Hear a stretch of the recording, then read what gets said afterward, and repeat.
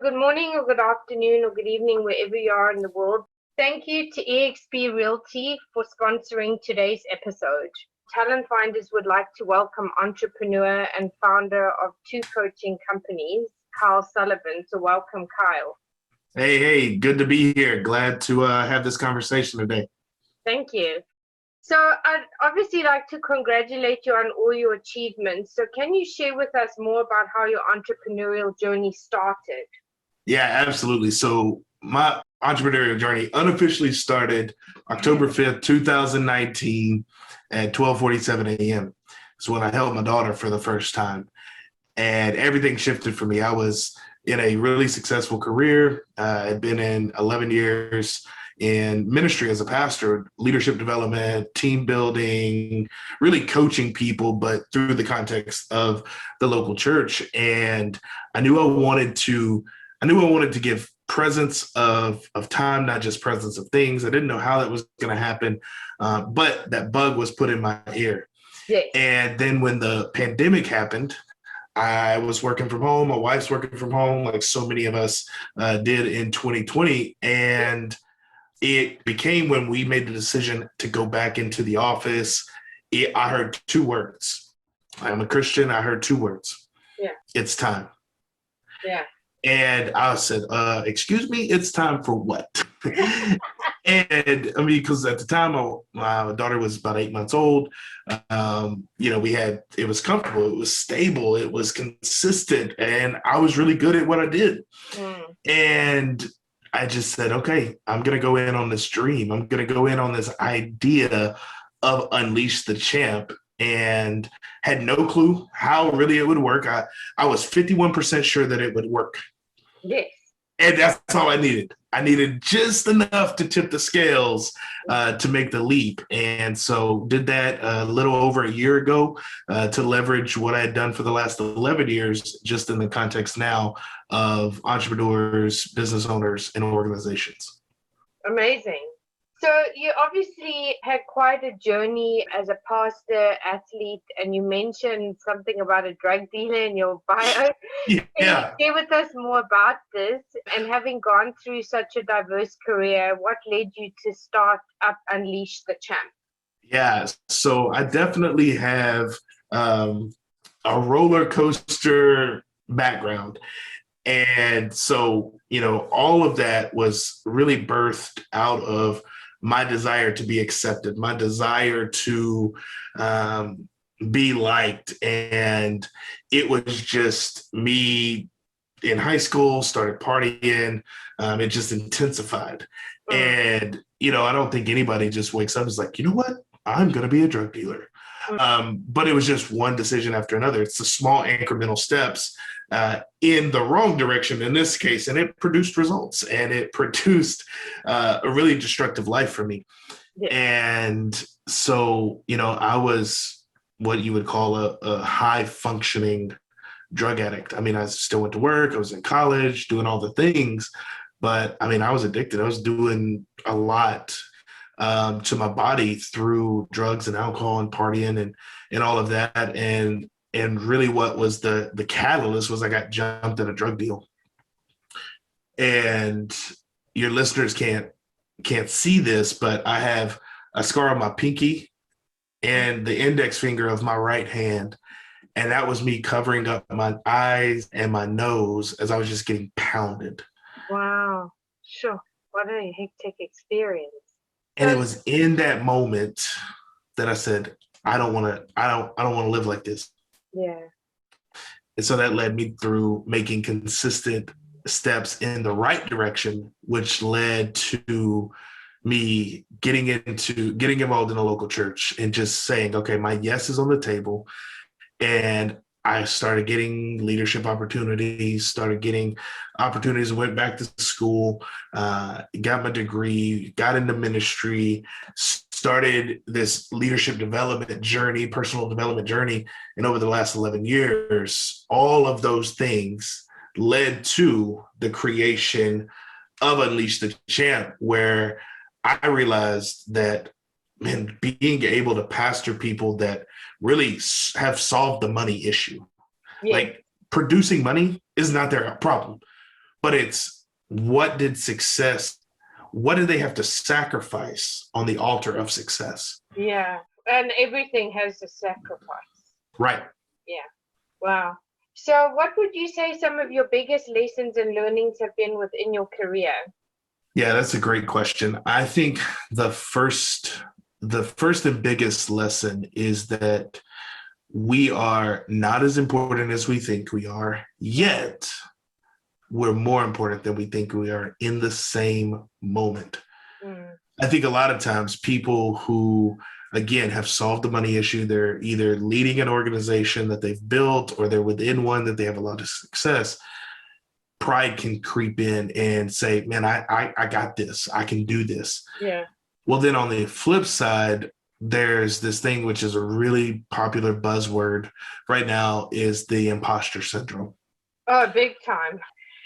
Where Especially with what we're seeing on social media and then people are feeling insecure. And absolutely. so I actually had this discussion with somebody else as well around the whole celebrity thing and putting people on pedestals and these billionaires and whatever. It actually makes people feel worse. Yep. In some instances, and that's where I feel like the imposter syndrome does come in. Yeah, 100%. And so it's understanding the balance. It's, hey, you're more important than you think you are, but you're in the same vein and lens, you're not as important as you think you are. So I think that's one lesson to learn. I think another lesson is, and I'm about to record a podcast on my own show for this. I'm calling it like lessons from a toddler. So my daughter is almost 2, and I am watching her and going, man, she's teaching me so much currently about leadership because she knows what she knows what she wants. Yes. She's relentless in asking for it. Yes. And when she is done with something, she doesn't think about it again. Yeah. And I think if we can really apply those things as going, hey, we got to have a clear vision. Yeah. We got to know where we're going right now. I'm not as concerned, like the people I work with and help, like I'm not as concerned with the overall future 20 years from now vision. I'm going, what's the 2-day vision? Yes. What is the thing you need right now? What is the mile marker that you personally or professionally within an organization, what is the progression that we need to make? And I think sometimes we get so caught up in like, what is our calling or what is our ultimate vision? And we get paralyzed. And then we don't end up doing anything. Yeah. And so it's about helping people understand that a small step taken today is better than a big step thought about today. Yeah, absolutely. And it's incremental. You have to chip away because there's no such thing as going from 0 to 100 in 5 minutes, except maybe if you're driving, but that's about it. Right. Yeah, there's no such thing as an overnight success. No. So I want to talk about leadership or the lack of leadership from both an entrepreneurial perspective as well as organizational. So what do you believe makes your leadership style different? And what do you believe needs to change the current narrative from a global and entrepreneurial perspective? Oh gosh, Karen, I love that. So what makes my leadership different is I start from a place of trust. So I start with trust is given. Mistrust is earned. And that is really counter what most people say is you got to earn my trust. And it makes sense actually, because until you've worked with somebody, you don't really know. And if people, aren't honest, then obviously, that's where the earning distrust comes from. Right. Well, and my thing to that is going, look, if you hire somebody into your organization and you can't start with 100% trust day one, you shouldn't have hired them in the first place. Yeah, exactly. And so that actually exposes a blind spot, a weakness in an organization. If your hiring managers, your directors, your executives can't bring somebody in and go, man, 100% day one, you have our trust. Yeah. And so I think that's a big piece. And so what I would tell people, I said, listen, day one, first conversation with a new person on my team, I need you to understand these 2 phrases, these 10 words. If you don't remember anything else that I say, it's I trust you and I believe in you. 7 words that can just radically empower somebody to not be afraid. And I think another thing is that I try to be as consistent as humanly possible. Am I going to make mistakes? Absolutely. Am I going to have to fall on the sword? 100%. Yeah. But I say, hey, listen, as I be consistent, it allows you to know what you need to do, because I believe that inconsistent leadership produces hesitant followers. So if you are a leader and you're asking yourself, why won't my team make a decision? Why do they always come to me and make me check off everything? Now, as a leader, that makes us feel good because we feel needed and we feel like, oh my gosh, I have a say in all of this. But that is actually a cap on your organization. And really, personally, if you can't empower others to make decisions that push what you are doing forward, then there's an empowerment issue. There's a trust issue that you have to identify. Yeah. And so my favorite response to when people on my team or people that I've had the opportunity to lead ask me a question, I love it. It frustrates the heck out of them. I say, you decide. Yeah. Well, what if I make the wrong decision? That's fine. We can coach through it. Yeah. Because odds are, business owner, executive listening, odds are your people are not going to make a decision that crumbles your business. Yeah. Now, if they are making a decision of that magnitude, then obviously don't let the ship burn. Don't burn the whole place down by a single decision. But I would imagine 99.9% of decisions that they come to you, they could decide on their own, and you could coach through the wrong ones, and you can celebrate the heck out of the right ones, and you'll have an organization that people actually want to be a part of because they feel like they have a voice. And when they make decisions, they stay around, because people don't leave organizations. This is another lesson. People don't leave organizations, they leave leaders. Yeah, exactly. And but so, don't you think that as well? Because I've noticed, I mean, I never worked in a big corporate per se, but I know people that have, and you see how some of these corporations function. And very often people are paper shuffling and not making decisions in fear that if they make the wrong decision, they're going to get sacked or they're going to lose their job, which is also a really wrong approach as far as I'm concerned in a company. 100%. You know, how do you give people the leeway to do that and to make these decisions if you aren't empowering them and they just passing the buck to somebody else, or they just functioning completely out of fear because they're scared that they're going to ultimately lose their job? 100%. And that's one of the things within culture that I coach on, is asking people, like, how far down can a decision be made? Yeah. If everything stays at the top, then what you're saying is exactly right. You just got a bunch of doers. You don't have leaders. Yeah. 100%. Now, an organization, a company needs to have doers. Yeah. However, if you don't have a pipeline, you don't have an opportunity to raise up leaders within that organization, the effectiveness and the impact your business and organization can make will be capped, because the capacity of a few is always less than the capacity of a lot of people who feel empowered to make decisions for an organization. Yeah, exactly. Very true. So that leads me to the next question. What have some of your biggest career highlights been? Maybe you've had multiple, but what really stands out for you the most as a highlight? Yeah. Every time that I've coached somebody to a promotion. Yeah, nothing excites me more when I've either worked myself out of a job and had somebody come in from behind me. I'm going to see if I can say this. Yes.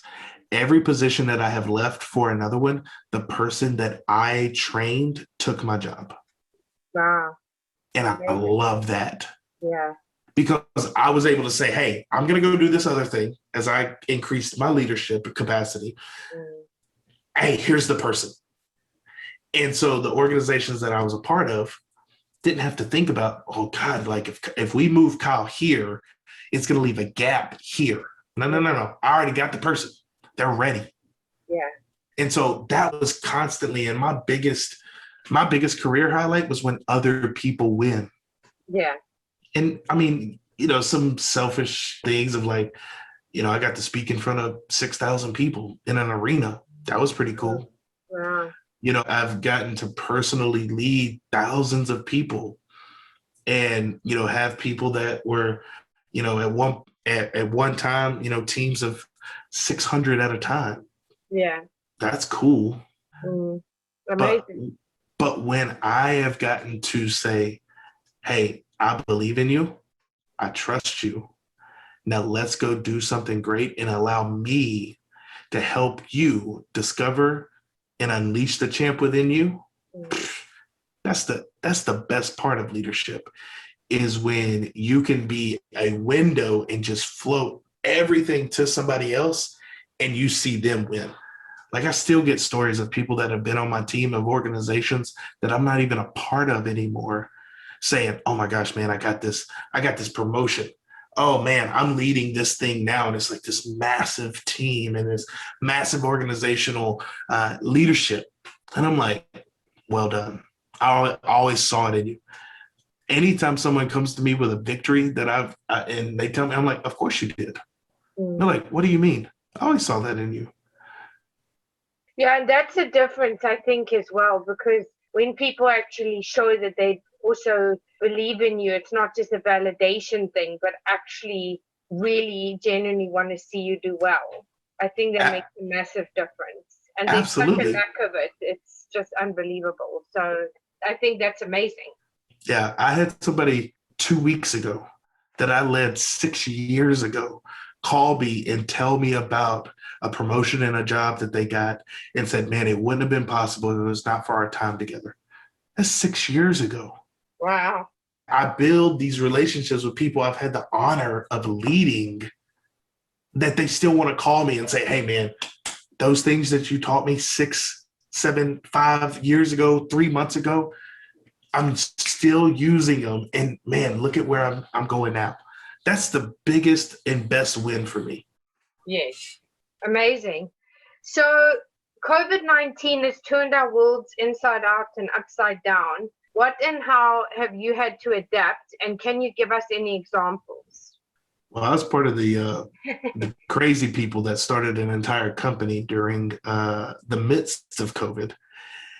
And so I think, I was reading something recently calling this the Great Resignation. Yeah. That there's estimated 4.4 million people who have resigned from their job to do something else. Yes. Or go to another job. And so I think that is the biggest adaptation and adaptability that people are having to show, is because with disruption allows for reflection. Yeah, absolutely. And so we were all disrupted. Exactly. And I think in saying that, companies are actually finding themselves in trouble now because they don't have the staff, they don't have necessarily the people. And the reason I actually touch on that is because, I mean, there's an issue here in Europe about vaccine passports, and I really don't want to get into the politics because the stuff just makes me angry. But, now they're saying they're going to sack people and all of that. And I'm thinking to myself, this is actually going to create more opportunity for people to actually start their own businesses and not actually work for corporations, which is going to leave corporations in a tricky situation or tricky position because they're not going to have the people or the staff that are going to work with them. 100%. And I think you're seeing this great, because people are going, okay, we're living in the longest 2 weeks ever. Like, let's just think back. They said, all right, hey, 2 weeks. 2 weeks, this thing can be over. Yeah, no such. We're coming up on like 2 years. Yeah, no such luck.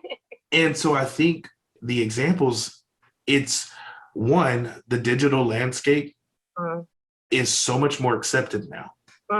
Because people aren't like before. If you had to try to build your own thing, it had to be regional or local, because like people would get on video calls, but it was like, I really don't want to do this. It's weird. I have to get a camera or I have to, now it's just normal. Like, hey, let's jump on a Zoom. Like, okay, great.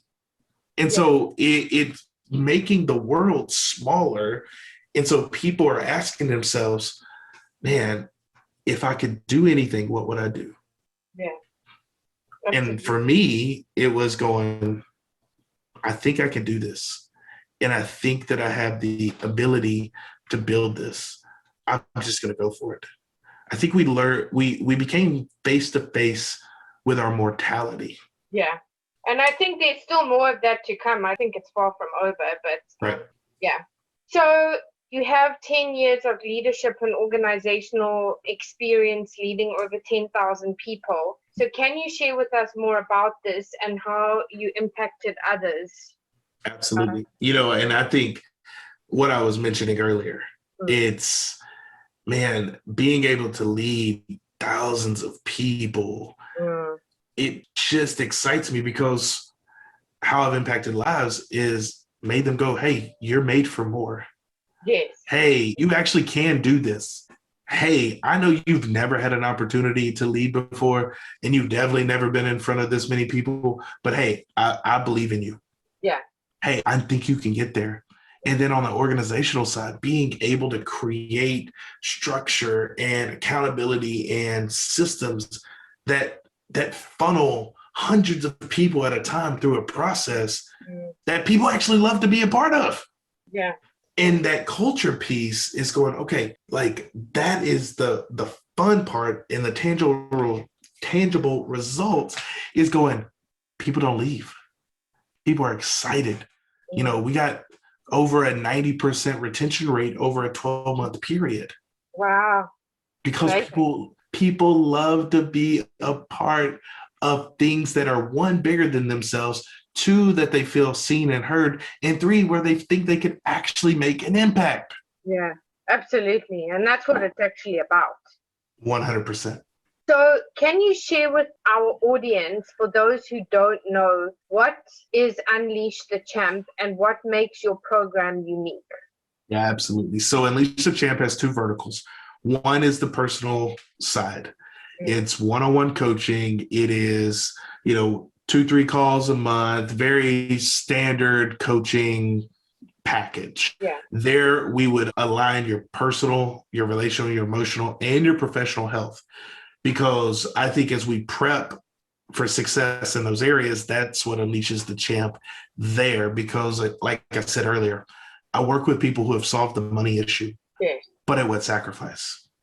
And so really it is going, okay, yeah, I get that. I get that you could go to the moon and back.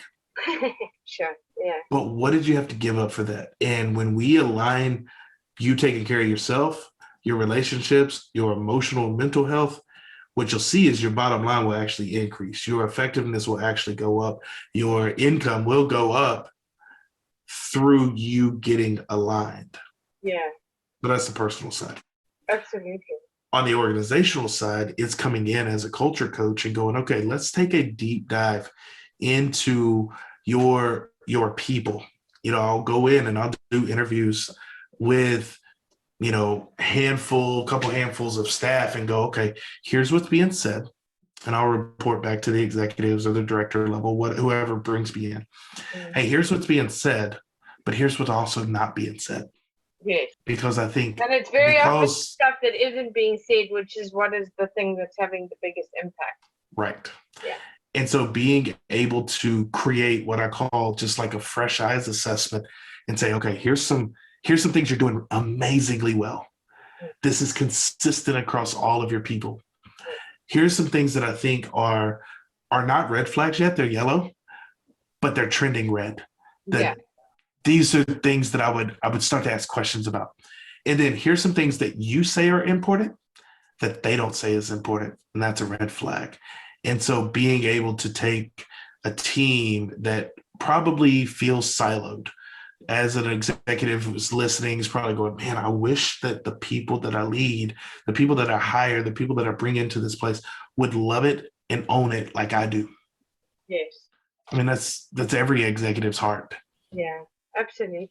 And so taking them from where they're just a bunch of people or teams siloed and really bringing them into synergy, it takes that communication. It takes an alignment and enhancement of your mission, vision, values, where it's not just something that's on the walls or in a handbook, but it's in the hearts of your people. Mm. And so being able to do that over, those are longer term, 6-month minimum to 2 years, really working, because an unhealthy culture takes about 2 years to correct. And so those are more long term, whereas, the personal side could be 3, 6, or 12 months.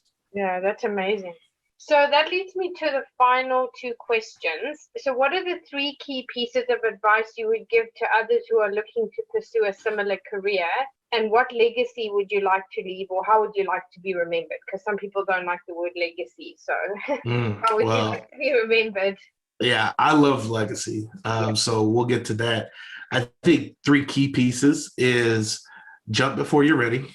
Like I mentioned, I was 51% sure this will work. If you're looking for it to be perfect, you'll never progress. Absolutely. And so that's 1. 2 is you will expedite your growth when you get into places that push you. So for me, I have a personal coach. I'm in a mastermind. I'm in a handful of other communities, paid and unpaid. And those groups that I'm a part of allow me to accelerate faster than if I was trying to do it and learn it all on my own. Yes. And so jump before you're ready, invest before it makes sense. And 3, just keep going. Yeah.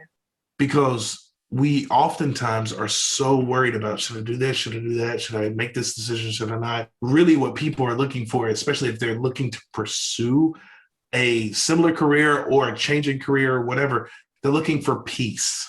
Yes. I believe that peace follows our obedience and action. It rarely precedes it. Yes. So think about in your own life. Think about in your life, listeners. Before you've made a decision, there's probably a lot of worry, anxiety, and fear around it. But once a decision is made, there's a peace about it, because you know, okay, I made the decision, I'm going to move forward. Yeah. Even if it's the wrong one, just make a decision and keep moving forward. Now to the legacy piece. Yes. Oh man, I love that. And I'm acutely aware of that, having 2 kiddos under 2.